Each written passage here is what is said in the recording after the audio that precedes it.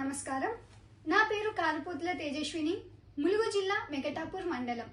గత ఎన్నికల్లో తెలంగాణ రాష్ట్రంలో కాంగ్రెస్ పార్టీ అధికారంలోకి వచ్చాక అమలు పరిచే 6 గ్యారెంటీలను ప్రకటించింది. అందులో భాగంగా మా విద్యార్థులకు 5 లక్షల విద్యా భరోసా కార్డు, విద్యార్థినులకు స్కూటీలు ఇస్తామని ప్రస్తుత ముఖ్యమంత్రి రేవంత్ రెడ్డి గారు హామీ ఇచ్చారు.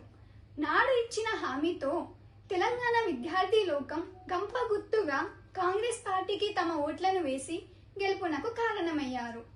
అధికారంలోకి వచ్చి సంవత్సరం గడిచినా కూడా విద్యార్థి భరోసా కార్డు లేక, ఫీజుల రియంబర్స్మెంట్ లేక విద్యార్థులు నానా అవస్థలు పడుతున్నారు. విద్యార్థినులకు ఇస్తానన్న స్కూటీల హామీ అటకెక్కింది. ముఖ్యమంత్రి గారు, మీరు ఇప్పటికైనా స్పందించి విద్యార్థులకు ఇచ్చిన హామీలను నెరవేర్చి మాట నిలుపుకోవాలని విద్యార్థులు కోరుతున్నారు.